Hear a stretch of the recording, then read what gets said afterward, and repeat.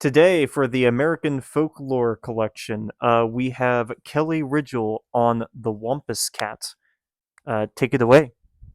All right. I first heard about the Wampus Cat when I was probably about 7 or 8 years old, living in Goldsboro, North Carolina, more specifically the community of Patetown.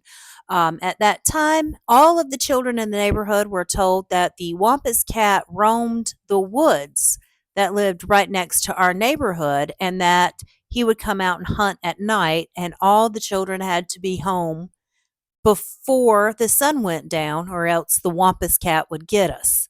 So, of course, we grew up hearing about the Wampus Cat when we were a little bit older. The descriptions of the Wampus Cat got a little more specific. We were told that the Wampus Cat was a huge, huge animal, probably about the size of a buffalo, and it was kind of a cross between a wolf and a wild cat, like a panther or a mountain lion. It also was a little different in that the Wampus Cat had 6 legs, 4 for running at super fast speeds, and 2 just to catch and devour its prey. It had razor sharp teeth and long, long claws that it used to attack and hold its prey.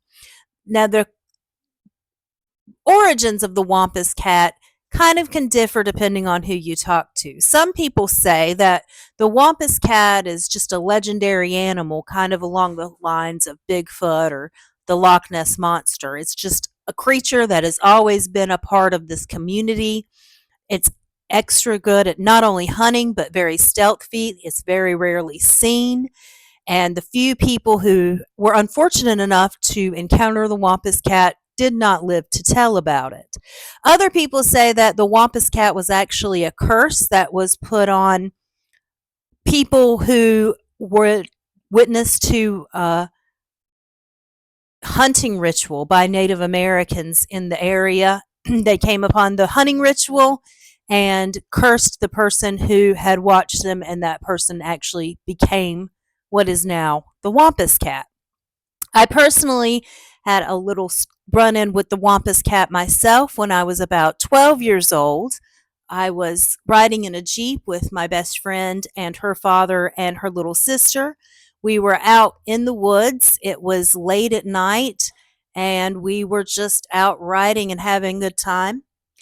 And while we were driving, we started hearing something behind us, and it sounded like something was thumping. And my father's friend goes, "Oh no, the Wampus Cat is behind us," kind of like a funny joke. But after a few minutes, the sound kept getting closer and closer, and it did really sound like something was running really fast at us. So my friend's father hit the gas really hard, and we're just flying through these woods. It's pitch black. We can't see anything behind us, and he's going so fast. And I just remember being so scared. And then, right when we were where we could see the edge of the woods, um, there was a scratching sound on the back of the Jeep, kind of like where the tire was. And to this day, we like to say that we are one of the few people that got away from the Wampus Cat, though I wasn't lucky enough to get to see him for myself. So you just like max speed out of the woods? Yes, Were- in a 1968 Jeep that had no doors on it. Oh, so you guys were either going to get mauled by a giant cat, or you were going to ram into a tree. That was the fear. In fact, I actually remember being scared I was going to get knocked out of the Jeep because he was going so fast on these, through the woods. Um, and these trails were not really meant for fast speeds like we were going. And so I was afraid I would either get thrown from the Jeep, hit a tree, or be devoured by the Wampus Cat. I it is an odd idea that that's like the situation that you would end up. Do you at least have seatbelts on? No, I no, oh, just you were just like no. This was about 1992 or 1993. I'm not even sure if there were seatbelts in that Jeep. oh that yeah, that does sound quite concerning. I bet that really helped you start wearing more seatbelts after the fact. Yeah, Yes, especially in the woods.